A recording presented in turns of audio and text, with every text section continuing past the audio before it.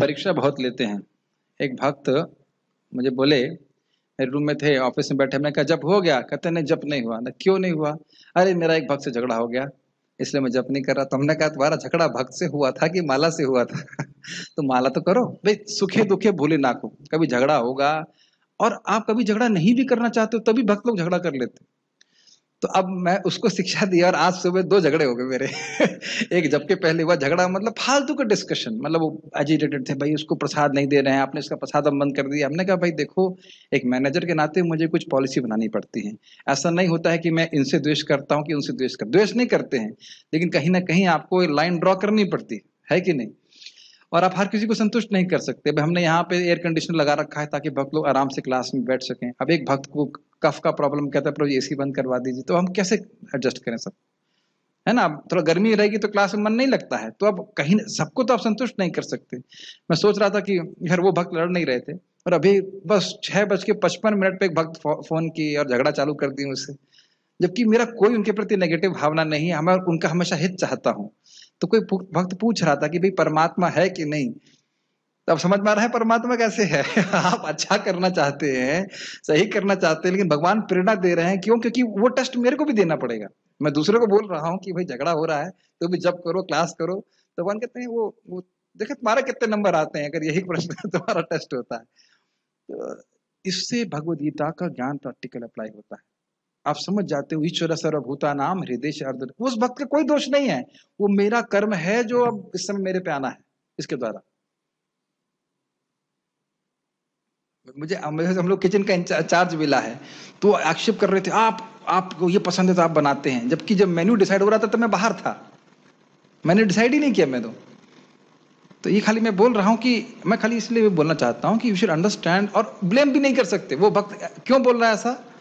क्योंकि मेरा ऐसा कर्म है और कृष्ण उसको माध्यम बना करके मुझे दे रहे, उसके प्रति नेगेटिव भावना भी नहीं होनी चाहिए। इसीलिए हमने सुना था निर्वैर सर्वभूता नाम, याद है ना 11:55।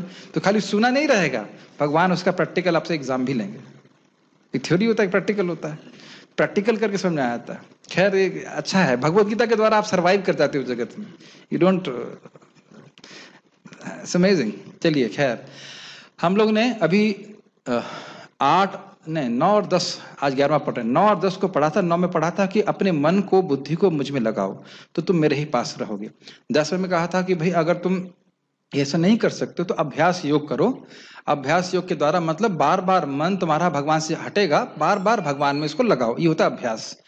आज हम सुनेंगे कि अगर हम ये अभ्यास करने में भी असमर्थ हैं, मतलब भक्ति योग के साधना भक्ति भी नहीं कर सकते, या साधना भक्ति में स्पेशली मन को बार बार लगाने में असमर्थ हैं, तो हम क्या करें? तो उसको जरा देखते हैं। मेरे पीछे आप बोलिए, कोई भक्त माइक पे बोलिए। अथ तब तदप्य शक्तोसी कर्तुम उद्योगमाश्रितः सर्वकर्म फल त्यागम ततः कुरु यतात्मवान्। अथ एतद मतलब अगर आप इस प्रकार से अभ्यास नहीं कर सकते हो, अपि मत अथ एतद अपि, अगर इस प्रकार से साधना भक्ति का अभ्यास नहीं कर सकते, मन को बार बार मुझ में लगाने का अभ्यास नहीं कर सकते हो, क्यों नहीं कर पाएगा बताइए? क्योंकि रजगुण बहुत किसी का बहुत रजगुण बढ़ा है, तो फिर वो अब एक जगह बैठ के साधना नहीं कर पाएगा। ये आप देख रहे हैं अधिकार भेद जो मैं बात कर रहा था, और आप ये भी देख रहे हैं कि जिस व्यक्ति का जिस अधिकार के अनुसार वो है, इसीलिए गुरु का मार्गदर्शन की आवश्यकता, वो वैसा कार्य करे तो फिर वह नेक्स्ट लेवल पे प्रमोट हो जाएगा। ये समझ पा रहे हैं बात? अगर ये नहीं कर पा रहे हो तो इसके नीचे वाला करो, और उसके नीचे वाला अभ्यास करके तुम फिर ऊपर वाले अभ्यास को करने में समर्थ हो जाओ। ये सिस्टम है, वैदिक सिस्टम, ठीक है। अशक्तोसी मतलब करने में समर्थ नहीं हो, ठीक है। कर्तुम मद योगम आश्रितः मतलब मेरे प्रति कार्य कर रहे हो, मेरे योग के प्रति, मतलब वो कार्य कृष्ण के लिए है। जैसे अभी बताया जाएगा मंदिर में मंदिर का झाड़ू मारना। अब झाड़ू मारना में तो कोई कठिनाई नहीं, कोई भी कर सकता है, लेकिन उसमें भी कठिनाई है, वो अगले श्लोक में देखेंगे। मंदिर में झाड़ू मारने में ऐसे भी कठिनाई नहीं है, लेकिन एक और कठिनाई है, उसको अगले श्लोक में देखेंगे, अगर वह भी नहीं कर सकते तो यहाँ कह रहे हैं कर्तुम मद योगम आश्रितः, कुछ कार्य करो जो मेरे योगा आश्रय मेरे लिए करो। बेसिकली बात यह है। सर्व कर्म फल त्यागम, जो कोई भी कर्म कर रहे हो, इस प्रभु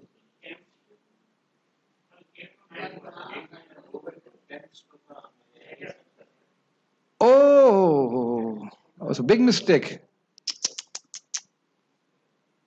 ओह sorry sorry sorry sorry sorry, okay okay, one second. तो आपने इतनी देर में क्यों नहीं बताया मुझे? मैं सोच रहा था क्या चल रहा है, गड़बड़ क्यों हो रही। आपको लगा कि प्रभु जी गलती, देखिए अब देखिए परमात्मा। चलो कोई नहीं कोई नहीं, ओके ओके ठीक है। हाँ वही मैं सोच रहा, मैं सोच रहा था कि मैं एक्सप्लेनेशन दे रहा हूं 10th का, और श्लोक मुझे अजीब सा लग रहा था, ये सर्व कर्म फल त्याग कैसे आ गया इसमें। एक बार ऐसे होता, परम पूज्य राधा कुंज महाराज जी कह रहे थे, वो ब्रह्मा जी की प्रार्थना बता रहे थे, तो वह आगे का श्लोक है, पढ़े उसमें लेक्चर सुनेंगे तो वो व्याख्या कर रहे थे 14वें श्लोक की, और बोल रहे थे दूसरा श्लोक। फिर अगले अगले लेक्चर में बोलते हैं अरे मैं आवेश में 14वें श्लोक के आगे श्लोक का बोल गया दूसरे श्लोक में। तो वो हो जाता है कभी कभी। चलिए वापस मेरे पीछे बोलिए। भगवद गीता के 12वें अध्याय के 10वें श्लोक को, इसलिए भक्तों के संग में सीखना चाहिए, कुछ गलती है तो भक्त बता देंगे, ठीक है। मेरे पीछे बोलिए। अभ्यासेप्य समर्थोसी, अभ्यासेप्य समर्थोसी, मत्कर्मा परमो भव, मत्कर्मो परमो भव, मदर्थमपि कर्माणि, मदर्थमपि कर्माणि, कुर्वन् सिद्धिम् अवाप्स्यसि, कुर्वन् सिद्धिम् अवाप्स्यसि। क्योंकि वो दोनों में अभ्यास अभ्यास है, तो इसलिए मिस्टेक हो गया। Thank you. अभ्यास अपि असमर्थोसी, अगर तुम इस प्रकार से अपने मन को बार बार मुझ में लगाने का अभ्यास करने में असमर्थ हो। अब ये देखिए, ये दोनों लाइन में समान है, लेकिन ये अभ्यास अलग अलग प्रकार का है। मत कर्म परमो भवः, तुम मेरे लिए कर्म करो, और परम मतलब भगवान को ही प्राप्त करने के लिए वो कर्म किए जा रहे हैं। और वैसे कर्म कैसे हैं? जैसे तुलसी उगाना, भगवान की मंदिर के मार्जन करना, इस प्रकार से। इसको हम लोगों ने कहाँ पढ़ा था? 1155 में पढ़ा था। मत कर्म कृत, मेरे लिए कार्य करना। और यह बहुत इंपॉर्टेंट है। देखिए ये बहुत गंभीर बात है कि जब हम लोग भक्ति में भी इन कार्यों को कर रहे हैं, तो ये जरूर याद रखना चाहिए कि ये कर्म कृष्ण के लिए कर रहे हैं, नहीं तो फ्रिक्शन आने का संभावना होता है। सेवाएं करते हुए भी फ्रिक्शन आ जाता है अगर हम यह भूल जाएं कि हम ये कर किसके ले रहे हैं। डजंट मेक, ये बहुत गंभीर बात है। स्पेशली जब हम साथ में सेवा करते हैं, साथ में करनी भी पड़ती है। वहां से तो नहीं कि सारी, मान लो आज घास काट रहे थे गायों के लिए, सारी घास अकेले ही काट लेंगे, ऐसा तो नहीं हो सकता। इतना बड़ा इंस्टीट्यूशन है सारा का, हम केवल जप कर सकते हैं, वह भी अकेले नहीं कर पाएंगे। भक्तों के संग में हम अच्छे से कर पाते हैं। तो ये समझना चाहिए कि हम कर क्यों रहे हैं, क्यों कर रहे हैं सारे कर्म। केवल करने के लिए नहीं, इससे कृष्ण प्रसन्न हो और मुझे उनके चरणों की प्राप्ति हो, ये बात ध्यान रखना बहुत जरूरी है। इसके लिए श्रवण बहुत जरूरी है। देखिए सेवा और कर्म में श्रवण आ जाता है बीच, वही कार्य कर्म बन जाता है अगर एटीट्यूड गड़बड़ है, और वही कार्य सेवा हो जाती है। सेवा का उद्देश्य क्या है? सेव्य को सुखी करना। जैसे अभी डिवोटी किचन का मुझे थोड़ा चार्ज दिया गया है, तो एक व्यक्ति, एक वर्कर था, वह फिल्मी गाना सुन रहा था, तो मैंने उसे डांटा, और मैंने बहुत तेज डांटा। लेकिन बाद में मुझे याद आ गया, अरे भगवान के सामने आप तेज नहीं डांट सकते, डांट ही नहीं सकते। वो तो सोचा, वो तो सोचेगा नहीं सब बातों को। मैं सोच रहा था ना, विग्रह सामने है, मैं बोल सकता हूं कि तुम ऐसा नहीं करो, लेकिन मैं चीख नहीं सकता, डांट नहीं सकता। इसी ये धर्म का बड़ा प्रॉब्लम। तो श्रवण करेंगे आप तो आपको समझ में आ जाएगा कि हाँ भाई ये चीज ऐसा नहीं कर सकते। सारा गेम जो है, सारा जो मनोवृत्ति का जो भाव है, वो केवल श्रवण पर टिका रहता है। समझ रहे मेरी बात? तो हम अपनी गलतियां समझ में आती है, हम कहाँ गलत कर रहे हैं, तुरंत भगवान आपको बुद्धि देंगे, नहीं ऐसे नहीं करना। आपने वहां पढ़ा था ना, भगवान के सामने डांटना नहीं चाहिए, किसी को डांटना नहीं चाहिए। गलती डांटना नहीं चाहिए मतलब गलती करे तो भी डांटना नहीं चाहिए, भगवान के सामने नहीं। So in this way we become conscious of Krishna. ठीक है। जैसे अभी एक व्यक्ति था, मैं देख रहा था लाइव गीता इन एक्शन। आज हमारे वर्कर्स कम थे, तो हम लोग बहुत सारे, हम थोड़ी, मुझे एंजाइटी थी सानी कैसे होगी, भक्त लोग भी कर रहे थे। तो एक व्यक्ति ने आके एकदम, देखिए भगवान कैसे परीक्षा लेते हैं। हमें सानी के लिए रिक्शे को लेके जाना है, कार वहीं पार्क कर दी जहां से हमें रिक्शा लेके जाना। अब देखिए तेरा वो आदमी आया था, और किस लिए? क्योंकि उसको एक बोरी वहां तक पहुंचानी थी। अब गुस्सा नहीं आएगा बताइए? इतना गुस्सा आ रहा था उसके ऊपर, मैं गुस्सा हो भी रहा था। फिर एकदम से मेरा ट्रिगर ऊपर गया, पैशन, तुम्हारे अंदर पैशन बढ़ रहा है, एकदम से भगवान अंदर से बोल रहे थे। फिर मैं चुप हो गया। तो ये मैं भक्त को बता रहा था कि अगर आप सुबह जब ठीक से करें तो भगवान इस प्रकार से, जो हम डिरेल हो रहे होते हैं, साइड में जा रहे होते हैं प्रैक्टिकल डीलिंग्स में, तो भगवान तुरंत एक देते हैं, भाई ये मत करो, ऐसे मत करो। एकदम मैं अपने जीवन में अनुभूत कर रहा हूं, और ये आप सब लोग अपने जीवन में अनुभूत करेंगे। कुछ गड़बड़ हो रहा है, तुरंत भगवान बुद्धि देंगे, नहीं ऐसे मत करो, ये ठीक नहीं है, दिस इज पैशन, ऐसे मत करो। मैं खाली इस बात पे बोल रहा हूं कि मत कर्म परमो भव, जो भगवान के लिए कर्म किए जाते हैं उनका उद्देश्य भगवत प्राप्ति, ये ध्यान रखना चाहिए। और एक घटना सुनाऊंगा बहुत अच्छी, ये नरसिंह पुराण से है। अगर कोई व्यक्ति सचेत भी नहीं है तो भी ये कर्म बड़े लाभप्रद हैं। सच्ची घटना है। एक व्यक्ति था, एक ब्राह्मण था, बहुत पतित ब्राह्मण था, डकैत बन गया था। तो उसने 4-5 ब्राह्मणियों को अपहरण करके एक खंडर में लेके गया। ये तो मैंने अपने आंखों से पढ़ा नरसिंह पुराण में। और उसके बाद उनका मतलब उपभोग करने के लिए, तो कहा अब अंधेरे में कैसे कुछ होगा, तो कहते हैं मैं, और ये स्थान बड़ा गंदा है तो पहले झाड़ू मारता हूँ। तो झाड़ू मारना शुरू किया, फिर कहा अंधेरा बहुत है तो मैं दीप जला देता हूँ, तो दीप जला दिया। इतने में राजा के सैनिकों ने देखा कि ये क्या कर रहा है। वो सोचे कि कोई शत्रु का जासूस है, आए, उसे गला काट दिया। उसको चतुर्भुज रूप प्राप्त हो गया। क्यों? क्योंकि वह नरसिंह देव भगवान का मंदिर था। समझ रहे हैं? तो ये है लाभ कृष्ण कर्म करने के लिए। अब सोचिए, आप यू कैन सिट हियर, प्रभु प्रभु इनको बोलिए इधर बैठ जाए, इधर बैठ जाएंगे, आप इधर बैठ जाओ, फिर एसी नहीं लगेगा, ठीक है, इधर बैठ सकते। तो अब ये सोचिए, इतनी बुरी नीयत से व्यक्ति और भगवान को प्रसन्न ना करने की भावना से कर रहा है, तो अगर अच्छी नीयत से कृष्ण को सुखी करने की भावना से करेगा तो कितना लाभ होगा। इसीलिए शास्त्र में ऐसे उदाहरण दिए जाते। तो यह भी देखना होगा कि कृष्ण का कर्म, कभी कभी भक्त लोग बोलते हैं प्रभु जी ऐसा होगा तो मैं सेवा छोड़ दूंगा। अरे भाई, तुम छोड़ दोगे तो सेवा तो कोई ना कोई कर लेगा, लेकिन तुम भगवत धाम जाने का मौका छोड़ दोगे। ये बात है। कुछ भी कठिनाई आती है, प्रभु जी इतना स्पेशली हमने देखा है ब्रह्मचारी जीवन में, जरा सी कठिनाई आती है सेवाओं में, कुछ प्रभु जी बस बस मैं छोड़ दे रहा हूं। लेकिन आप ध्यान दीजिए, कृष्ण की सेवा छोड़ देंगे इसका अर्थ यह नहीं कि आप सेवा करना छोड़ देंगे। ये बात समझ रहे हैं?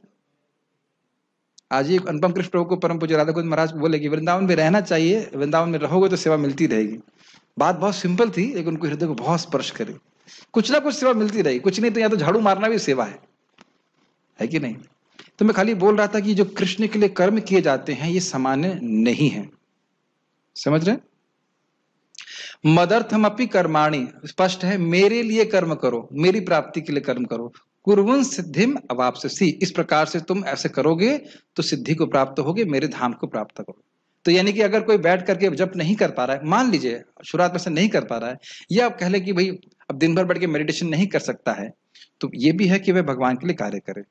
ठीक है? और बहुत सारी वैरायटी है, बहुत सारी वैरायटी कार्य। ठीक है। यदि तुम भक्ति योग के विधि विधानों का भी अभ्यास नहीं कर सकते तो मेरे लिए कर्म करने का प्रयत्न करो, क्योंकि मेरे लिए कर्म करने से तुम पूर्ण अवस्था या सिद्धि को प्राप्त होगे। गीताभूषण टीका। अब मान लीजिए पिछले वाले श्लोक में बोला गया था कि मन को इंद्रियों वशों से खींच करके बार बार मुझ में लगाओ। तो अर्जुन कह रहे हैं, मान लीजिए, अब वो अर्जुन मानो प्रश्न करें, परंतु मन तो वायु के समान चपल है, चपल मतलब चंचल है, तो इसका प्रत्याहार करने की शक्ति मुझ में नहीं, भाई मेरे से नहीं होगा, ये बहुत कठिन है। देखिए, आप कभी कभी देखेंगे, एकदम स्पष्ट प्रीचिंग में देखेंगे, कुछ लोगों के लिए जप करना बहुत कठिन है। परम पूज्य गोपाल कृष्ण महाराज जी के एक भक्त हैं, मतलब डिवोटी होंगे, तो डिसाइपल नहीं थे, एक भक्त थे, कैसे वेल विशर, तो उन्हें खूब ध्यान देते थे, सब कुछ करते थे। तो महाराज से बोले, महाराज मैं क्या कर सकता हूँ आपके लिए? क्या कर सकता हूँ मतलब कुछ धन देना चाहते थे। महाराज ने कहा आप ऐसा करिए, एक माला जप कीजिए। तो वह बहुत भारी लगा उनको, बहुत भारी लगा। कितना अमेजिंग ना, एक माला जप कीजिए, वह बहुत भारी होता है। ऐसे गौरांग प्रभु बता रहे थे कि व्यक्ति था, डॉक्टर हरना कुछ था ऐसे, तो धीरे धीरे जप कर रहा था ऐसे करके, तो बहुत बहुत उसके लिए मुश्किल था कि 16 महामंत्र भी रोज कर सके, ऐसी भी स्थिति होती लोगों की। तो एक बार भक्तों के समूह में बैठे थे, वो व्यक्ति आया, तो प्रभु जी पूछे कितना माला हो रहा है, कितना कितना जप हो रहा है? तो कहते 64। तो भक्त लोग अरे प्रभु जी क्या प्रीचिंग कर रहे हैं, नया व्यक्ति 64 राउंड। तो कहता नहीं 64 महामंत्र। तो कुछ लोगों के लिए ये भी स्थिति होती है कि वो भी कई सालों के बाद इतना रजोगुण होता है कि वो नहीं कर सकते। लेकिन अगर आप कहें कि भाई और फिजिकल कार्य करते तो बड़ी आसानी से करते, तो वह भी बहुत अच्छा है, ये बात बोली जाए। भगवान बड़े उदार हैं, आप देख रहे हैं किसी भी स्तर से हो, ये भक्त जो है सभी लोग भक्त हैं, ये अलग अलग लेवल के भक्त हैं, किसी भी स्तर से भक्ति कर। ठीक है, यदि तुम ऐसे व्यक्ति हो जो मन को क्रमशः संयमित करने का अभ्यास करने में असमर्थ है, तो तुम ऐसे व्यक्ति बनो जिसके कर्म मुझको समर्पित होने के कारण परम पुरुषार्थ की प्राप्ति कराने वाले हैं। ये तो आपने उदाहरण से देख ही लिया। बस ये ध्यान देना होगा उस व्यक्ति को कि वह याद रखे कि यह कर्म वह कृष्ण के लिए कर रहा है। अगर वो डोनेशन दे रहा है तो कृष्ण संतुष्ट हो, भक्त संतुष्ट हो। आज जो भक्त मुझे झगड़ा कर रहे थे, मैं उनको याद दिलाया कि आप जब कोई आश्रय नहीं था, आप इस आश्रम में आए थे, मैंने आपको रहने के लिए दिया। मैं खाली उनको समझा रहा था कि मैंने कभी आपका अहित नहीं चाहा। तो तुरंत ऐसे में भक्त क्या बोलते हैं, मैं तो भगवान के लिए आया था, आपके लिए नहीं आया था। मैंने कहा मैं मान रहा हूं, तो आप भगवान के पास क्यों नहीं गए थे, मेरे पास क्यों आए थे? हम कभी समझ नहीं पाते हैं कि भगवान का आश्रय भक्तों के द्वारा प्राप्त होता है।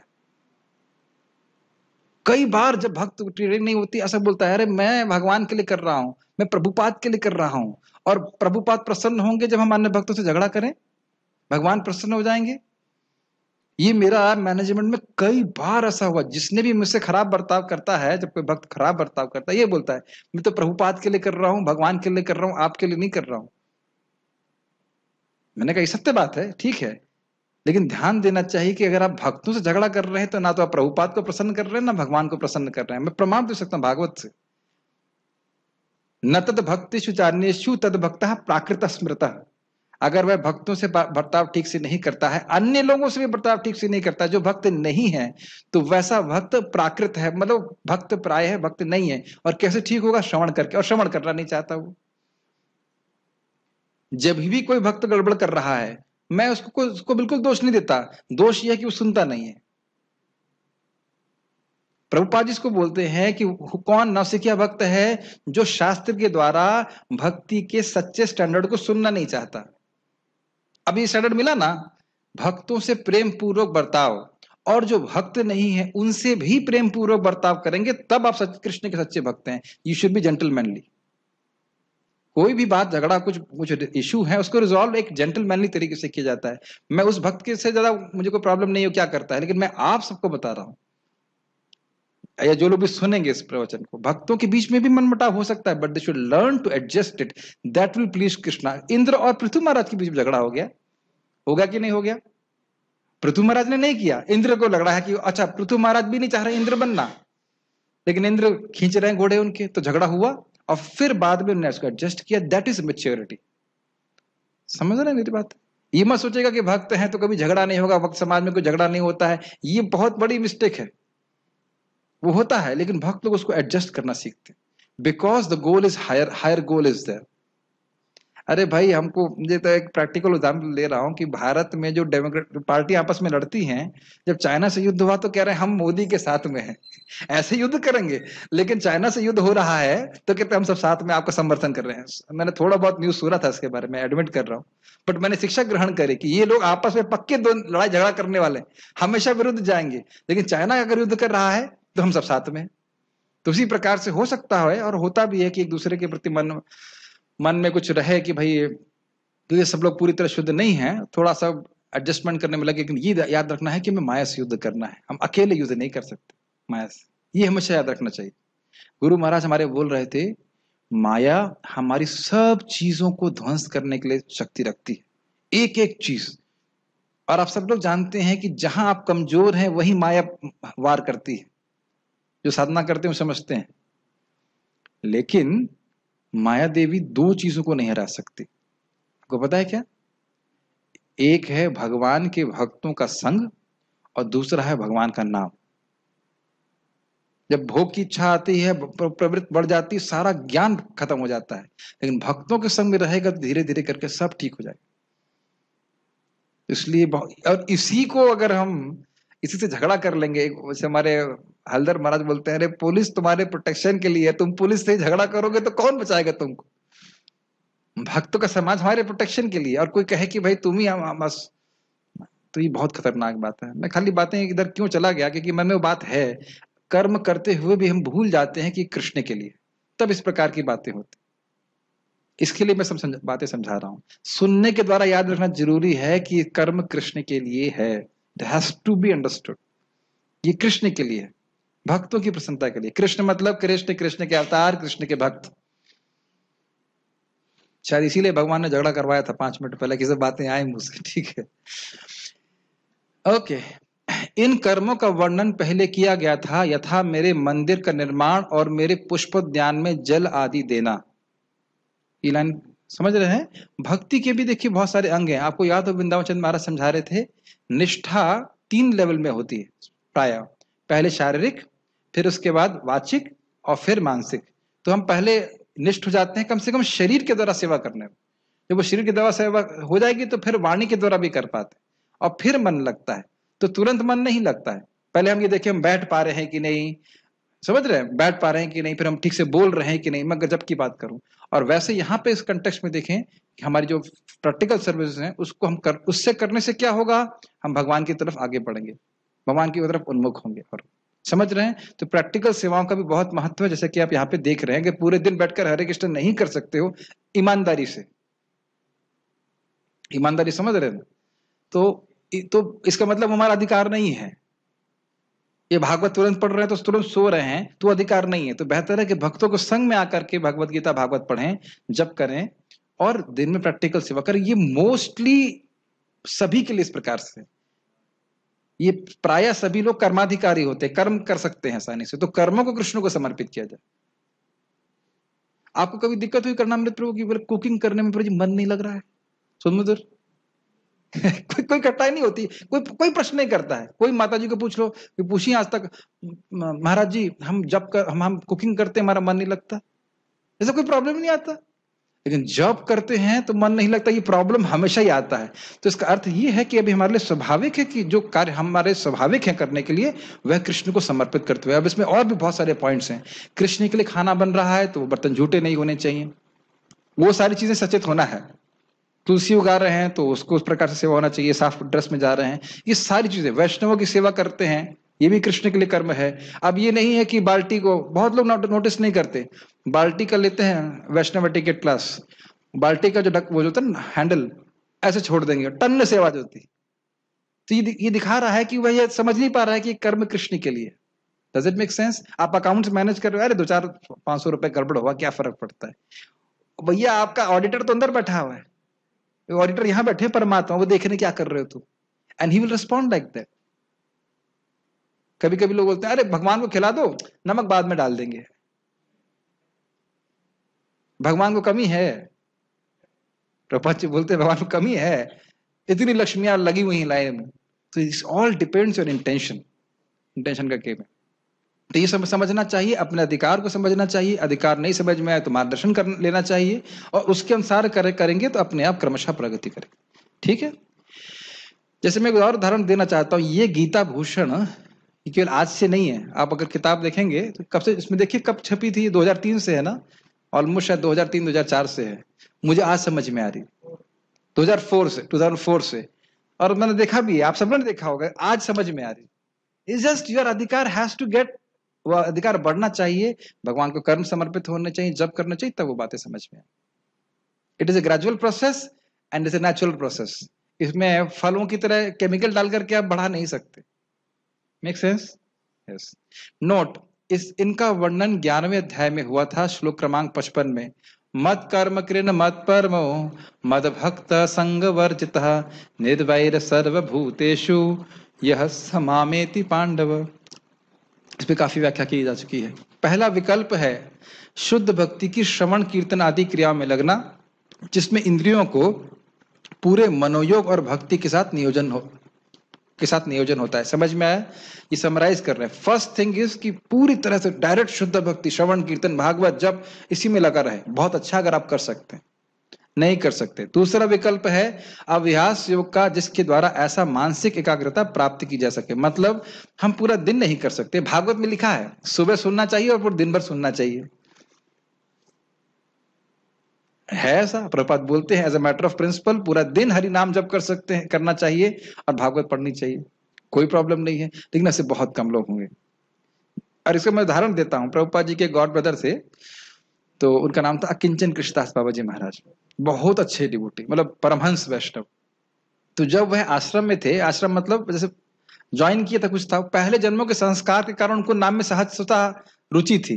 वो कुछ सेवा नहीं करते थे, 2 टाइम प्रसाद खाते थे या जो भी 3 टाइम, और नाम जप करते थे सुबह से शाम तक। तो एक भक्त ने बोला श्रीला भक्ति सिंह ठाकुर जी को, ये क्या, हमसे आप बोलते हैं ये सेवा करो, वो सेवा करो, ये काम करो, और ये कुछ ही नहीं करता है, केवल जप करता है और प्रसाद पाता है। तो उनने पहले पूछा कि भाई क्या वो प्रजल्प करता है? कहते ना, बस जप करता रहता है। तो पहले तो उन्होंने ऐसे कर कहा ठीक करने दो, फिर भी वो संतुष्ट नहीं हुए। तो अच्छा आप भी ऐसा करना चाहते हैं, अच्छा ठीक है, कल से आप केवल जप कीजिए और प्रसाद पाइए। तो जहां उन्हें एक दिन 12 घंटे जप किया, एक दिन 2 दिन, उसके बाद फिर उन्हें हाथ खड़े कर दिए, है ना, हमसे ऐसा नहीं हो पाएगा। समझ रहे हैं मेरी बात? तो गुरु हर व्यक्ति को उसके अधिकार के अनुसार नियोजित करते। समझ रहे हैं मेरी बात? और कोई इसमें ऊंची नीच वाली बात नहीं है, जिसकी जो योग्यता है उसके अनुसार वह सेवा में नियोजित किया जा रहा है। समझ रहे हैं मेरी बात? यस। तीसरा विकल्प है भगवान की सेवा में शारीरिक कर्मों को अर्पित किया जाए। ये समझ में आया? अभी हम 10वां पढ़ रहे हैं ना, 8वें में बताया था बड़े डायरेक्ट शुद्ध भक्ति कीजिए, 9वें में शुद्ध भक्ति ही कीजिए, 9वें में नहीं कर सकते तो अभ्यास कीजिए, मतलब रेगुलरली करते जाइए। अब 10वें में क्या कह रहे हैं, अगर यह भी नहीं कर सकते तो कम से कम भगवान के लिए कर्म कीजिए। इस प्रकार से आप प्रगति करोगे, ठीक है। और इसमें समझ लेना चाहिए कर्म कीजिए मतलब वह कर्म जो आप कर सकते हो। अब मैं कहूं भाई अब ये गिरधर लाल जी की टीका आप अनुवाद करो, भाई अकरणामृत प्रभु अनुवाद चालू कर दो, अनुवाद चालू करो।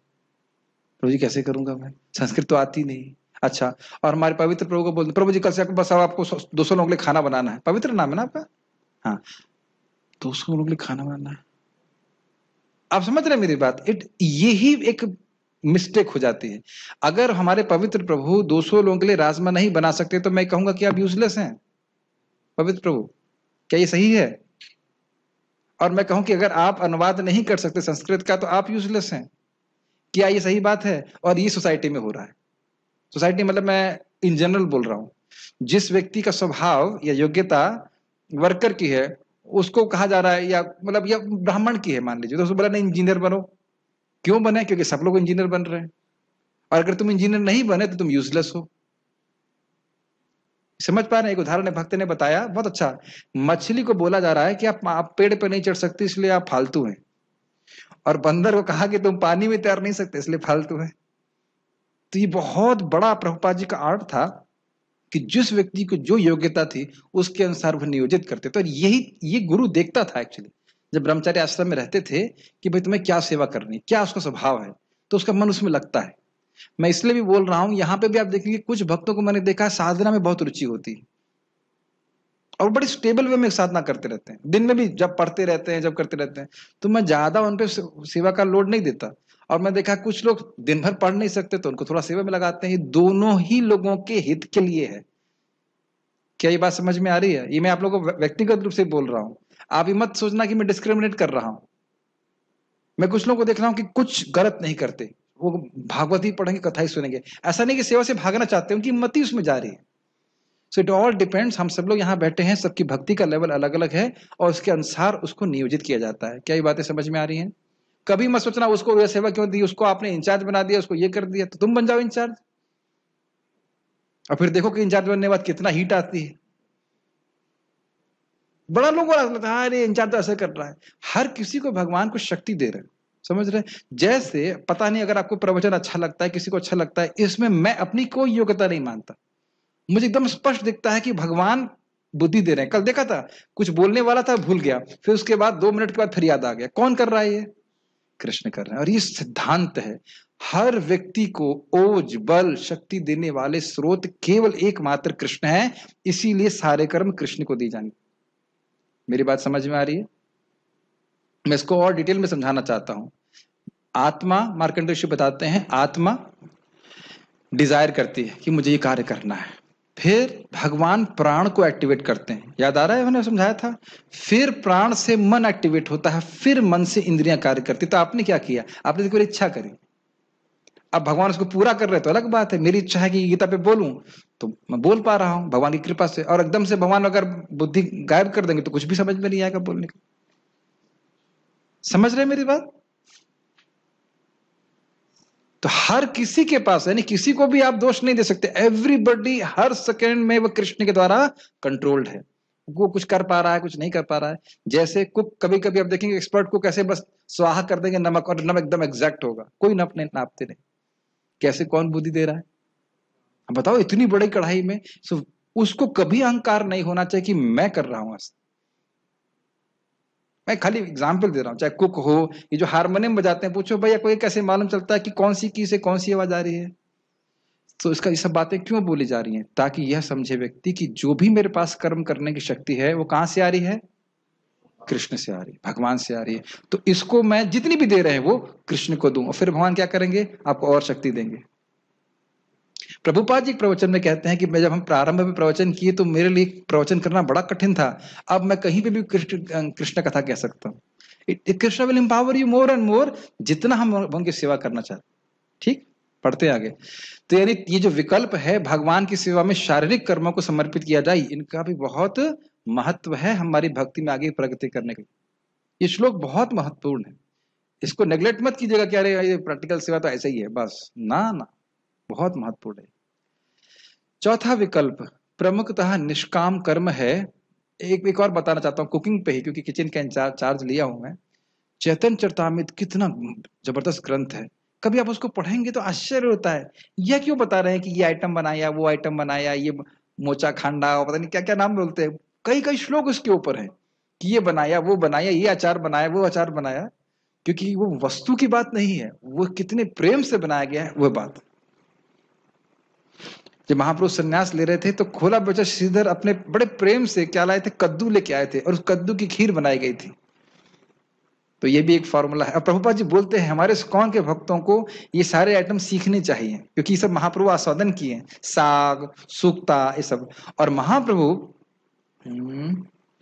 किनके पास जाते हैं? अद्वैताचार्य जी के घर में जाते हैं, तो क्या देखते, इतना सुंदर है, एक राइस का पूरा पहाड़ है, उसमें घी है पूरा सुंदर ऊपर से पड़ा हुआ। तो कहते हैं इस प्रकार, उसमें तुलसी मंजरी पड़ी हुई है। तो कहते हैं जो इस प्रकार से सुंदर भोग कृष्ण को अर्पित कर रहा है, उसके चरणों को मैं अपने सर पे रखता हूँ। महाप्रभु अप्रिशिएट दिस पॉइंट। और ये प्रीति का लक्षण है कृष्ण को अच्छे से कुछ खाने के लिए देना, और कृष्ण इसको स्वीकार भी करते हैं। तो मैं कल ये बात बोल रहा हूं कि इन शारीरिक सेवाओं का भी बहुत महत्व है, इसको आप नेग्लेक्ट नहीं कर सकते। ये चीज बोली जा रही है, ठीक है। चौथा विकल्प प्रमुखतः निष्काम कर्म है। इसका वर्णन आगे के श्लोक में आएगा, जिसमें नियत कर्मों को भगवान को समर्पित किया जाता है, परंतु यह एक सनिष्ठ भक्त की स्थिति होती है। क्या इसका अर्थ है? देखिए, अभी हम जो बात कर रहे हैं तुलसी की सेवा, मंदिर मार्जन इत्यादि, यह कोई वर्णाश्रम विहित कर्म नहीं बताया जा रहा है, ये सीधे कृष्ण कर्म है। ये समझ में आ रहा है? वर्णाश्रम का कर्म क्या है? अग्निहोत्र करना है, गृहस्थ को अग्निहोत्र करना है। अब अग्निहोत्र आप स्वर्ग जाने के लिए भी कर सकते हो।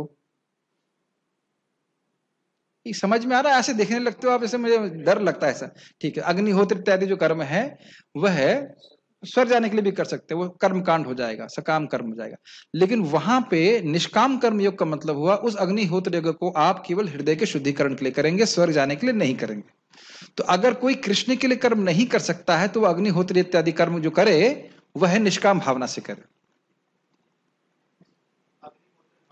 हाँ, हवन इत्यादि कर रहा है, वो डायरेक्ट कृष्ण की पूजा एक नहीं है, डायरेक्ट कृष्ण की पूजा नहीं होती है, वो डायरेक्ट भक्ति नहीं है, लेकिन वो एक वर्णाश्रम विहित कर्म है, उसको निष्काम भावना से किया जाए। वर्णाश्रम विहित कर्मों को स्वर्ग प्राप्ति के लिए भी किया जा सकता है। इसको हमने खूब व्याख्या करी है तीसरे चौथे अध्याय में। मैं खाली रिवाइज करा रहा हूं, बट हम लोग इस तरह से नहीं कर रहे हैं। बाकी भक्तों को ऐसे नहीं करना चाहिए। एक भक्त ने कल मुझसे पूछा कि प्रभु जी ये क्या सा क्रम क्या है, मतलब डिटेल में कर्म योग और ज्ञान योग और क्रम क्या है? तो मैंने सीधा उत्तर दिया, प्रभु जी मैं तो लिफ्ट में हूं, भक्ति योग लिफ्ट है, और एक कर्म योग, ज्ञान योग और हठ योग इत्यादि ये सब सीढ़ी है। तब एक सिंपल बड़ा अच्छा उत्तर भगवान ने इंस्पायर करा है कि जब आप लिफ्ट में होते हैं तो क्या आप सीढ़ियों के स्टेप्स को गिनते हैं? समझ में आया? जब आप लिफ्ट में बैठे हो तब गिनते हो वो सीढ़ी में कितने कदम थे, 100 थे कि 300 कदम थे? समझ में आया मेरा उत्तर? नहीं गिनते हैं। मतलब उसमें कर्म योग में क्या है, ज्ञान योग में क्या है, डिटेल में जाने की जरूरत नहीं है। आप हरे कृष्ण करो, ऐसे ही मुक्त हो जाओगे। समझ रहे हैं मेरी बात? बट हम केवल एक इंट्रोडक्शन के लिए एक पॉइंट जहां पे आ रहा है तो उसको हम चर्चा कर रहे हैं कि क्या होता है। भक्त लोग उसमें रुचि नहीं रखते, सीधे कृष्ण के लिए कर्म करते हैं। ठीक है, तो कुछ लोग ऐसे हैं, वह भी ठीक है, वो आगे जाके भक्ति में आ जाएंगे। जब तुम इन आसानी से संपन्न की जाने वाली क्रियाओं में संलग्न होगे तो तुम्हारा मन मेरे आकर्षक रूप के प्रति आकृष्ट हो जाएगा और तुम मेरा सामीप्य प्राप्त करोगे। समझ में आया?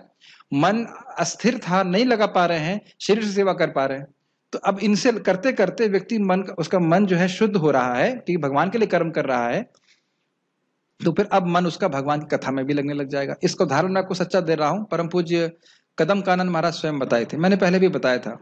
जो गृहस्थ आश्रम में थे तो यहाँ पे गोविंद रेस्टोरेंट चलाते थे और बड़े उत्साह से चला रहे थे। तो गोविंद रेस्टोरेंट खूब चलाए, बाद में बोले कि उस सेवा के बाद दूसरी सेवा निवृत्त हुई, जो भी कारण रहा, उस सेवा के बाद कह लगे मैं चेतन चरितामृत को पीने लग गया। पहले क्यों नहीं पी पा रहे थे? पी पा रहे थे मतलब समझ रहे हैं, उसका आस्वादन करने लगे, क्योंकि मन स्थिर नहीं लग रहा था वहां। एकदम महाराज ने अपने श्रीमुख से बोला है, तो मैं से उसमें कोई डाउट नहीं, मैंने कान से सुना जब सामने बैठा हुआ था। दिस प्रूव्ड में कि भाई हम स्टेबल रहना चाहते हैं तो बेहतर है कि हम अपने कर्मों को भी कृष्ण को समर्पित करना सीखें। Active service. और प्रभुपाद से कहते थे वर्क नाउ समाधि लेटर। आप सोचो मैं अंदर मैं बैठूंगा, प्राय इसको बिल्कुल मना किया जाता कि मैं रूम में अकेले बैठ के बस कृष्ण का ध्यान करूंगा। कृष्ण नहीं, माया का ही ध्यान आएगा, वही मन भागेगा उधर। ठीक है, इसलिए भक्तों के आवश्यक है, भक्तों के संग में रहें, भक्ति करें, भक्ति का अभ्यास करें, साथ साथ अपने कर्म को कृष्ण को समर्पित करना सीखें। क्योंकि इन कर्मों को मेरे आकर्षक रूप की ओर निर्देशित करने में महान शक्ति निहित है, इसलिए तुम्हारा मन बड़ी आसानी से निविष्ट हो पाएगा। इस साधन के द्वारा बड़ी आसानी से तुम मेरी प्राप्ति कर पाओगे। समझ रहे हैं? तो अपनी जो सेवाएं हैं, प्रैक्टिकल सेवाएं, उनको भी बहुत गंभीरता से लेना चाहिए, तात्पर्य। और ये ध्यान देना चाहिए, जब मैं बोला सेवा, तो सेवा का अर्थ केवल मंदिर में रहने वाले भक्तों के लिए नहीं है। गृहस्थ आश्रम में भी व्यक्ति घर में रहे, सुबह शाम श्रवण कीर्तन में लगना चाहिए। ठीक है, हाँ, उसके बाद दिन में भी मान लीजिए वो नौकरी करने जा रहे हैं, तो इसका उद्देश्य यही होना चाहिए कि परिवार को भक्ति करने का मौका प्राप्त हो। ये 5वें स्कंद में बताया गया। ऐसे लोगों को भी महात्मा कहा गया। और जीवन भर गृहस्थ आश्रम में रहने की प्लानिंग भी नहीं होनी चाहिए, कम से कम वानप्रस्थ तक तो पहुंचना ही चाहिए। जैसे हमारे प्रभु जी माता जी यहाँ पे आ गए, बहुत अच्छा है। जितनी भक्ति आप यहाँ कर पा रहे हो उतना था ना भरतपुर में कर पाते हैं, है कि नहीं? तो एक, क्योंकि अल्टीमेटली देखिए हमारा इस जगत में किसी से संबंध नहीं, तो 50 के बाद तो स्नैप कर देना चाहिए कटिंग। जितना कटिंग करेंगे उतना अच्छा रहेगा। मैं एक सोच रहा था इस पे, एक रिफ्लेक्शन था कि भाई ये जो शादी फादी का सिस्टम है, ये एक के बाद एक फंदे मारता रहता। चलो पहले पत्ती में आ सकती थी, बच्चों में आ सकती थी, अब वो थोड़ी आसक्ति कम होना चालू हुई तो बच्चे के बच्चों में आसक्ति चालू हो जाएगी। तो एक के बाद एक फंदा पड़ा ही रहता है। अरे अब इसका बच्चे का मुंह देखना है, अरे भाई तुम्हें किसको अपना चेहरा दिखाना है मृत्यु के समय, ये तो देखो। जैसे हम देखते हैं कि प्राय बहुत सारे रिफ्लेक्शंस आ रहे थे। एक दो चीज बहुत अच्छी है, ये कृष्ण से संबंधित है, इस संबंध में फिर मैं वापस आ जाऊंगा, लंबा नहीं करूंगा। बहुत अच्छा रिफ्लेक्शन था। मैं देख रहा हूं कि लोग बाग अपने पोतों के, छोटे छोटे बच्चे होते ना, उनकी छोटी छोटी बात का गुणगान करते हैं। आज उसने पै कहा आज उसने ई कहा। तो मैं सोच रहा था कि क्यों ऐसा कहा। मैं सुनता हूं तो मैंने कहा क्या है इसमें ई कहा, तो उसमें कौन सी बड़ी बात है, मामा कहा तो क्या फर्क पड़ता है। बट फर्क पता है क्या है? क्योंकि प्रेम है, इसलिए छोटी सी छोटी उसकी मुस्कुराहट भी बहुत अच्छी लगती है। अब कृष्ण पे अप्लाई कीजिए, अब कृष्ण पे अप्लाई कीजिए। जिस दिन आप कृष्ण को छोटे बच्चे के रूप में देखेंगे तब क्या सोचेंगे आप। इसीलिए बोला गया कृष्ण की आंखों को देख करके कविता, हजारों कविता लिख दी गई।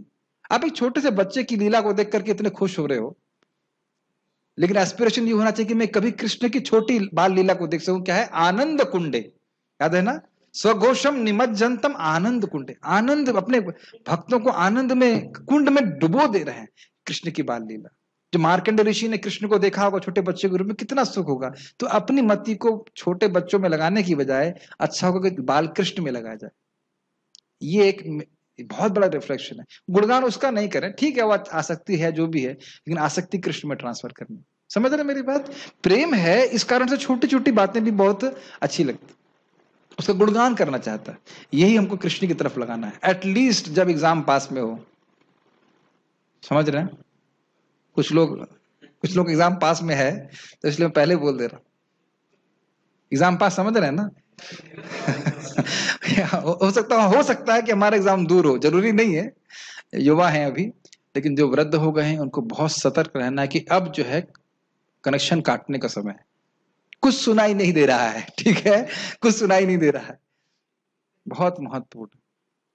देखिए एक चीज ध्यान रखिए, कुछ भी हो, रिश्तेदार आए या ना आए, गीता क्लास में आना है,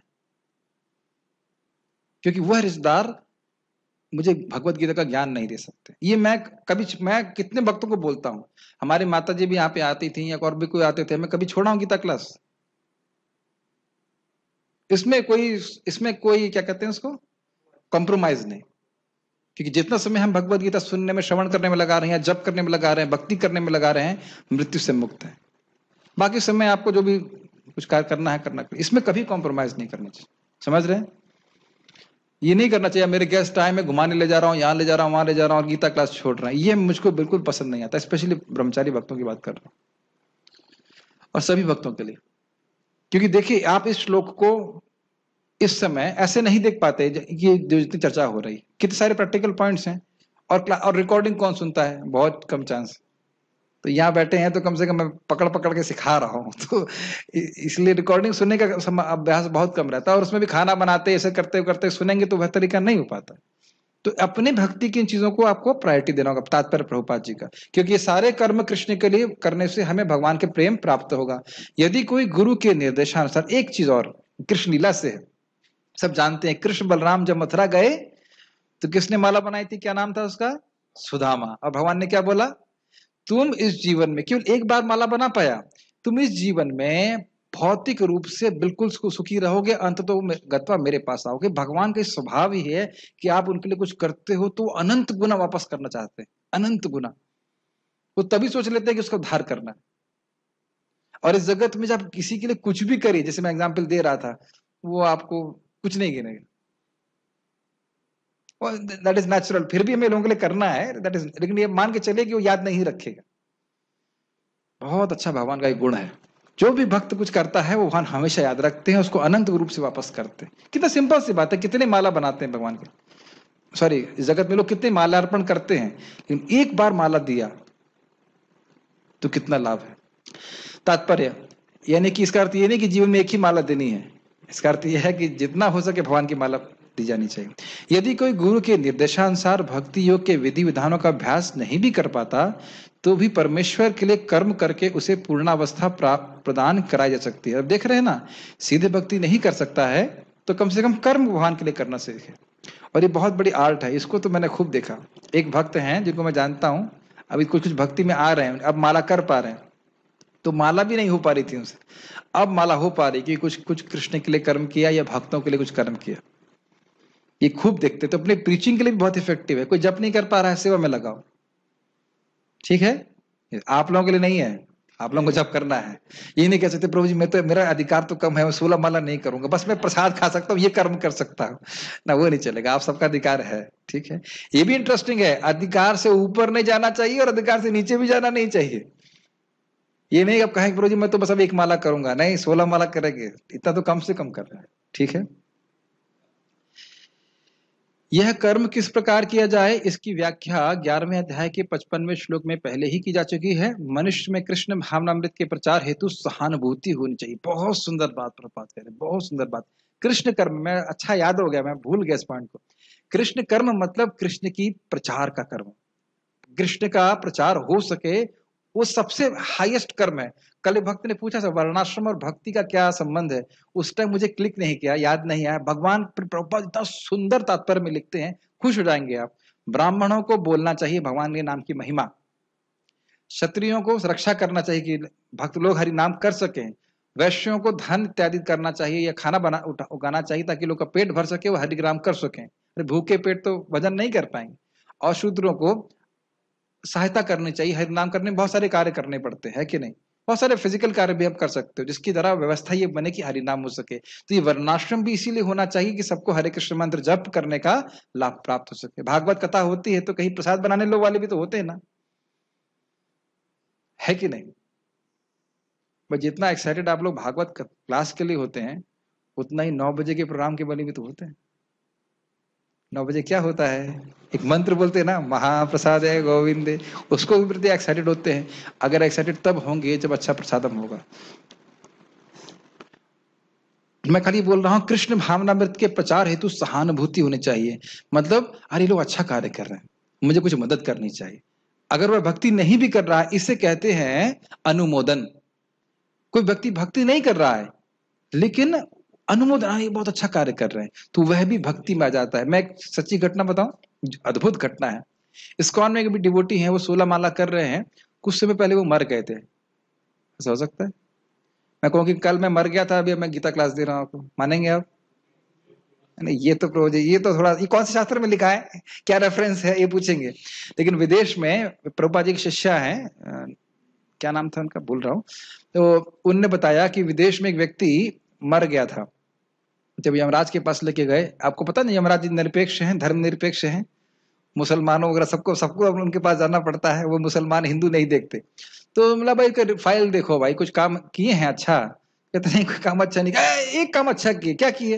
वो संकीर्तन पार्टी जा रही थी तो उसको हाथ हिलाया था उन्होंने, अनुमोदन किया, ठीक है वापस भेज दो। आप इसको हल्का गिनेंगे लेकिन एक्चुअली ये अनुमोदन है, हाँ अच्छा हो रहा है, अच्छा हो रहा है। अब वो 16 माला जप कर रहा है। ऐसे कितने उदाहरण हैं कि हल्का सा अनुमोदन करने से, अनुमोदन समझ रहे हैं, अच्छा कर रहे हैं, उसको यह भी समझ में नहीं आ रहा कि वो है क्या चीज, लेकिन अनुमोदन कर दिया भक्ति का, तो फिर वह पापों से मुक्त हो जाएगा। इसी तो कहते हैं ना, स्वल्पम अप्यस्य धर्मस्य त्रायते महतो भय, ये हाँ नेहा विक्रमणा, इस प्रकार से।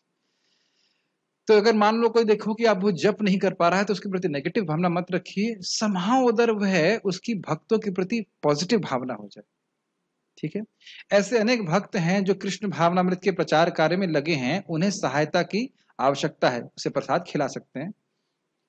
जैसे भी हम लोग गए थे भरतपुर में, कीर्तन कर रहे थे, अच्छा याद है मुझे, तो एक व्यक्ति आके बिस्किट खिलाने लग गया। वो तो खुश हुआ था कि वो कीर्तन हो रहा है, भक्त तुरंत बिस्कुट है। हम लोग अजमेर में कीर्तन कर रहे थे, एकदम एक शराबी व्यक्ति था, उसने तुरंत 10 रुपए निकाल के मेरे को दी और मैंने स्वीकार भी की। He has some appreciation. तो आप जब प्रचार कर रहे हैं तो देखिए, अब ये केवल अपने लिए नहीं है, ये तीनों श्लोक आपको प्रचार में भी अप्लाई करना। कौन व्यक्ति क्या कर सकता है, किस लेवल की भक्ति कर सकता है, उसके अनुसार उसको लाइए, धीरे धीरे प्रगति करेगा, ठीक? अतः भले ही कोई भक्ति योग के विधि विधानों का प्रत्यक्ष रूप से अभ्यास ना कर सके, उसे ऐसे कार्य में सहायता देने का प्रयत्न करना चाहिए। जैसे आप जानते हो कि उन्होंने लंदन का मंदिर कौन दिए थे, क्या नाम था उनका, जॉर्ज हैरिसन जी ने। तो शुरुआत में भक्तों से वो अच्छे लगे उनको, उसके कितनी सहायता करी, वो रिकॉर्ड्स बनाए और हरे कृष्ण मंत्र का कितना प्रचार किया। फिर बाद में वो स्वयं भी जप करने लग गए। और प्रभुपाद जी बड़े एक्सपर्ट थे, क्योंकि वह सिगरेट नहीं छोड़ पा रहे थे, तो उन्होंने कहा कि क्या मैं ब्रह्मचारी आश्रम ज्वाइन कर लूं, मंदिर ज्वाइन कर लूं? तो प्रभुपाद ने कहा नहीं, आप अपने स्थान में ही रह के बहुत सेवा कर रहे। और उन्होंने बहुत प्रचार में हेल्प की। प्रत्येक प्रकार के प्रयास में भूमि, पूंजी, संगठन तथा श्रम की आवश्यकता होती है। बहुत इंपॉर्टेंट बात है। देखिए एक पॉइंट में थोड़ा साइड पॉइंट बोल रहा हूं, हम अकेले जब कर रहे हैं, चलो कर भी लाए किसी तरह से, लेकिन ध्यान देना होगा कि बात केवल वहीं तक सीमित नहीं है, हमें पूरे विश्व में हरि नाम का प्रचार करना है। और इसके लिए सभी को कोऑपरेट करने की जरूरत होती है। कोऑपरेट, कोऑपरेट समझते हैं? जैसे मशीन में हर पुर्जा अपने स्थान पे चल रहा होता है, लेकिन उसके मशीन के पूरे कार्य करने में उसका महत्व होता है। अरे भाई उस दिन घास काट रहे थे, 2-4 बोल्ट गिर गए तो पूरी मशीन रुक गई कि नहीं रुक गई? ऐसे बोल्ट के बारे में कुछ सोचेंगे आप? समझिए मेरी बात, आंखों से देखा था कि नहीं? 4 बोल्ट गिर गए, पूरी मशीन बंद। और बोल्ट का वैल्यू कितनी है? 10 रुपए। लेकिन 4 बोल्ट गिर गए, अपने स्थान से छोड़ दिया तो मशीन बंद हो जाएगी।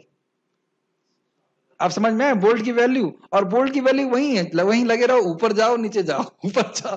पूरी मशीन के कटाई में यही करना है उसको, वो उस पार्ट के संग ऊपर जाता है नीचे जाता है, ऊपर जाता है नीचे जाता है, बस। कुछ काम नहीं कर रहा है, लेकिन है बहुत इंपॉर्टेंट।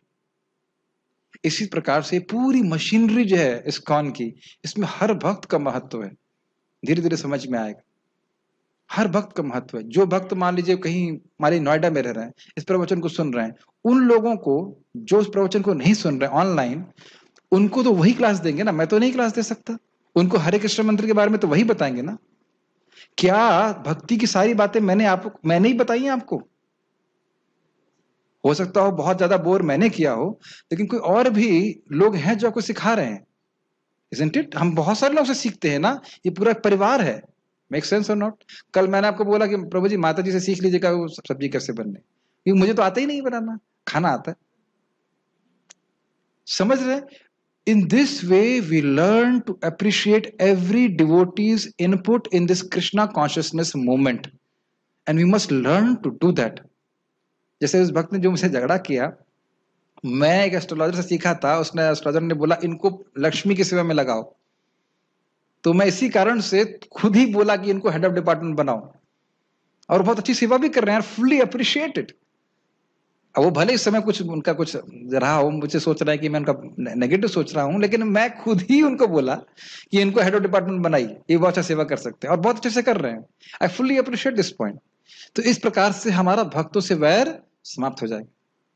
कभी मत सोचना कि कोई व्यक्ति यूजलेस है। प्रभुपाद बोले if you think somebody is useless then you are useless, क्योंकि तुम समझ नहीं पा रहे हो उसको सेवा में कैसे नियोजित कर। समझ रहे? मैं खाली ये सब बातें बोल रहा हूं, सबकी आवश्यकता होती है, सब लोगों को सहायता देने की जरूरत होती है। ठीक है? महाराज बोल रहे थे एक प्रवचन में, महाराज श्री परम पूज्य राधा गोविंद महाराज की जैसे मान लीजिए कथा हो रही है, तो उसमें धन की आवश्यकता होती है ना, प्रसाद खिलाने के लिए, आयोजन करने के लिए, साउंड सिस्टम की व्यवस्था की जरूरत होती है, सब कुछ। तो जो कोई भी सहयोग कर रहा है, ये सब भागवत धर्म है, सब भगवान की कृपा के पात्र बनेंगे। जिस प्रकार किसी भी व्यापार में, एक और बात सिंपल कहिए, सब कुछ श्रवण कीर्तन के पीछे है। श्रवण कीर्तन की गंगा में कोई भी कर्म मिला देंगे तो वो गंगा बन जाएगा। कृष्ण का श्रवण कीर्तन हो, यह उद्देश्य है, और इसके पीछे जो भी कर्म आप कर रहे हो वह कृष्ण कर्म हो जाएगा। अब समझ में आ गई बात? अगर श्रवण कीर्तन छोड़ दिया तो फिर कुछ नहीं। Make sense? जिस प्रकार किसी भी व्यापार में रहने के लिए स्थान, उपयोग के लिए कुछ पूंजी, कुछ श्रम तथा विस्तार करने के लिए कुछ संगठन चाहिए, उसी प्रकार कृष्ण सेवा के लिए भी इनकी आवश्यकता होती है। और इसके लिए व्यक्ति भक्तों को चाहिए कि उत्साह से वह कोऑपरेट रह करके सेवा करे। ठीक है? जैसे आज देखो आप, मुझे बड़ा अच्छा लगा भक्तों का, मुझे थोड़ा डर लग रहा था, मैंने कहा कि भाई आज ग्वाले कम थे, तो मैंने भक्तों को थोड़ा पुश किया कि भाई साइनी भी करनी पड़ेगी। एक भी भक्त नहीं बोला कि प्रभु जी ये तो मेरी सेवा नहीं है। मैं बहुत प्रसन्न हुआ। आप लोगों की सेवा प्रैक्टिकली घास काटने की है, लेकिन सबका भक्तों का भाव था नहीं भाई आज कम लोग हैं, सानी कैसे होगी, गायों को 8-9 बजे तक खाना मिलेगा तो गायों को भी कष्ट होगा। मैं पता नहीं इतना सोच रहे थे कि नहीं सोच रहे थे। आई वाज वेरी हैप्पी कि एक ब्रह्मचारी भी नहीं बोला कि मुझे खाने को कम मिलेगा कि नहीं मिलेगा, कोई नहीं बोला। मैं और कुछ अपना दाल चावल खा के, ये होना चाहिए। हम ना सोचे हमें क्या मिला है, हम ये सोचे कि दिया क्या है हमने। महाराज इस बात को बोल रहे, मैं डायलॉग नहीं बोल रहा हूं। साधु मतलब जो ले बहुत कम और दे बहुत अधिक, ये साधु का लक्षण है। और ये भक्तों में हो ही जाता है कि मुझे अपने लिए कुछ नहीं चाहिए, अधिक से अधिक मैं कृष्ण के लिए दूं। आपको पता है जयानंद प्रभु कैंसर से पीड़ित थे, हम उनको एमुलेट नहीं कर सकते हैं, और धन दिया गया कि आप उसको मतलब अपनी बीमारी के इलाज में लगा दीजिए। वह भी उन्हें जगन्नाथ रथ यात्रा के लिए ना, मुझे नहीं चाहिए। हम इसको मतलब नहीं कर सकते, कह सकते हैं एमुलेट नहीं कर सकते, नकल नहीं कर सकते, लेकिन ये भक्त का भाव होता है, कृष्ण के देना है, कृष्ण को देना है। ये बात टेकर नहीं, गिवर जितना हो सके। ऑब्वियसली आपको प्रसाद भी ग्रहण करना पड़ेगा, you have to take something to give, लेकिन ये भावना भक्त की होनी चाहिए। अंतर केवल इतना ही होता है कि भौतिकतावाद में मनुष्य इंद्रिय तृप्ति के लिए सारा कार्य करता है, लेकिन यही कार्य कृष्ण की तुष्टि के लिए किया जा सकता है। स्पष्ट है? और पूरे दायित्व के संग किया जा सकता है। एक भक्त ने संबंध में बताया, responsibility gives realisation. Beautiful point. Responsibility of your sadhana, responsibility of your seva, responsibility of your sanga. हम स्वयं दायित्व लें कि हम किस प्रकार से साधना कर रहे हैं, हम स्वयं दायित्व लें कि हम किस प्रकार से सेवा कर रहे हैं, अच्छे से अच्छा कर सकें। हम स्वयं दायित्व लें कि किस प्रकार से भक्तों से संग कर रहे हैं, तो अनुभूति प्राप्त हो। समझ में आ रही बात है? यही दिव्य कार्य है। यदि किसी के पास पर्याप्त धन है तो वह कृष्ण भावनामृत के प्रचार के लिए कोई कार्यालय, अथवा मंदिर निर्मित कराने में सहायता कर सकता है, अथवा वह प्रकाशन में सहायता पहुंचा सकता है। कर्म के विविध क्षेत्र हैं और मनुष्य को ऐसे कर्मों में रुचि लेनी चाहिए, मतलब जो आपकी योग्यता है। यदि कोई अपने कर्म फलों को नहीं त्याग सकता तो कम से कम उसका कुछ प्रतिशत कृष्ण भावनामृत के प्रचार में तो लगा ही सकता है। ये मैं कई बार व्याख्या करता हूं इस तरह से कि भाई आप अपनी आवश्यकताओं के, मान लो आपको 100 रुपए में आपका जीवन चलता है, तो क्या 90 रुपए में नहीं जी सकते? ये तो कोई नहीं कह सकता कि मैं 90 में नहीं जी सकता, लेकिन हम क्या सोचते हैं, हमें तो 110 में जीना है। अब देने के लिए कृष्ण को कुछ नहीं प्राप्त। अगर हमने ये अभ्यास कर लिया, भाई आपको मान लो ऐसे एक भक्त बोले प्रभु जब करना अच्छा नहीं लगता, आज अच्छा नहीं लग रहा, तो मैंने कहा फिर भी करना ही है। उसी प्रकार से अपने कर्म फल का त्याग, थोड़ी अपनी आवश्यकता को कम करके कम से कम 10% तो दीजिए। ये मैं समझता हूँ, ये सरदार क्या बोलते हैं, पंजाबी लोग सरदार बोलते हैं, क्या बोलते हैं लोग, सिखों में ये नियम है कि 10% वो गुरुद्वारे को जरूर देते हैं ना, ऐसा नियम है ना, बहुत अच्छी बात है। और हिंदुओं में ये नियम है कि जो 10% है वह भी मंदिर में खा जाएंगे। ये तो मजाक के लिए बोल रहा हूँ, लेकिन नहीं देते हम लोग। नहीं देते ना, तो ये देना चाहिए। इससे है ना, अन्नदान करना चाहिए, भगवान का प्रसाद वितरण करना चाहिए, बहुत बड़ा आशीर्वाद है। अगर नहीं दे सकता 50%, प्रभात बोलते हैं 50% नहीं दे सकते, 10% तो दो भाई। 90% में जी सकते हैं कि नहीं जी सकते? सब जी सकते हैं। ठीक है। इस प्रकार, और किस में देना चाहिए? कृष्ण भावनामृत के प्रचार में। इस प्रकार कृष्ण भावनामृत की दिशा में स्वेच्छा से सेवा करने से व्यक्ति भगवत प्रेम की उच्चतर अवस्था को प्राप्त हो सकेगा। क्या मैंने एक शब्द एम्फेसिस किया था, क्या शब्द था वो? स्वेच्छा। फोर्स नहीं चलता इसमें, लेकिन विम्सिकल भावना भी नहीं चलती। ये मैं फिर से रिपीट करना चाहता हूं ये बात। जैसे आप लोग आश्रम में, हम सब लोग आश्रम में हैं, तो हम स्वेच्छा से आश्रम में है कि नहीं? ठीक। लेकिन स्वेच्छा का मतलब ये नहीं है कि मैं अपनी इच्छा के अनुसार सेवा करूंगा। क्या इन बातों को समझ रहे हैं? आप स्वेच्छा से अपनी स्वेच्छा को समर्पित कर रहे हो, हम सब लोग। अब ऐसा तो नहीं कर सकते आज मेरा मन नहीं कर रहा पर ये मंगल आरती के लिए, क्योंकि देखिए इसमें लगा स्वेच्छा, मेरी तो इच्छा नहीं कर रही आज मंगल करने के लिए, वो नहीं है। हम स्वेच्छा से अपनी स्वेच्छा को कृष्ण को समर्पित करते हैं, गुरु को समर्पित करते हैं। आपको आपको अच्छा लग रहा है, it doesn't matter what do you feel. क्यों? क्योंकि you are not feeling, your disease is feeling. समझ में आ रही है नहीं आ रही बात? आपको हरे कृष्ण मंत्र जप करना मान लीजिए नहीं अच्छा लग रहा है एक विशेष दिन में, तो किसको अच्छा नहीं लग रहा है? हमारे मन को। तो सीधी बात है, जब आपका मन कोऑपरेट नहीं कर रहा है आपके संग, तो आप उनके संग क्यों कोऑपरेट करेंगे? मन कह रहा है जप मत करो, नहीं कर रहा ना कोऑपरेट, तो आप उसके संग क्यों कोऑपरेट कर रहे हैं? हम तुम्हारे संग कोऑपरेट नहीं करेंगे, हम जप करेंगे। क्योंकि कथम में किसी भी प्रकार से जीव से स्पर्श होने मात्र से मुक्ति प्राप्त है, हाथ में है। जिह्वा स्पर्शे आचंडाले सबको धारे, याद रखना हमेशा। अच्छा लगे बुरा लगे उसे मतलब नहीं है, एक विशेष समय में रोज माला कर लेना चाहिए। और इसी प्रकार से अन्य कर्म है। तो बात यह है, स्वेच्छा से स्वेच्छा को कृष्ण से समर्पित करना है, गुरु को समर्पित करना है। Does it make sense? Whimsical समझ रहे हैं? मतलब आज करेंगे आज नहीं करेंगे इसमें कोई स्थान नहीं है। प्रभुपाद जी कहते हैं मिलिट्री की तरह करना होता है, करना ही है, जब करना ही है, मंगल आरती जाना ही है। ऐसे भी स्टेटमेंट है कि जब तक आपको स्ट्रेचर पे भी लाना पड़े तो भी मंगल आरती जाना है, प्रभुपाद जी बोले। उसका उसका रहस्य भी है, क्योंकि हर, चलिए उस पर बहुत लंबी व्याख्या हो जाएगी। बट दिस हाउ, अगर हम सीरियसली भक्ति करना चाहते हैं, प्रगति करना चाहते हैं, तो इस प्रकार से नियमों का पालन करना चाहिए। तो हमने आज ये सीखा, अगर कोई अपने श्रवण कीर्तन का अभ्यास नहीं भी कर सकता है तो कम से कम वो कृष्ण के लिए कर्म करना सीखे, इससे वह आगे जाकर के भक्ति की और उच्चतर अवस्था को प्राप्त करेगा।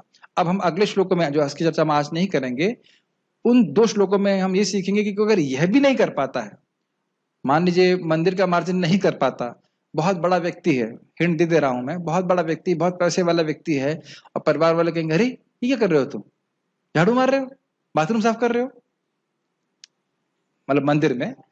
तो मान लीजिए वो ना कर सके किसी प्रेशर की वजह से, तो वह क्या करे? तो उसको हम लोग, भगवान ने चाहा तो कल सीखेंगे, अगर कोई झगड़ा नहीं हुआ तो। ठीक है। So we shall take any questions, और कोई प्रश्न है? Okay, so we shall stop here now. Shrimad Bhagavad Gita की जय। श्री प्रभुपाद।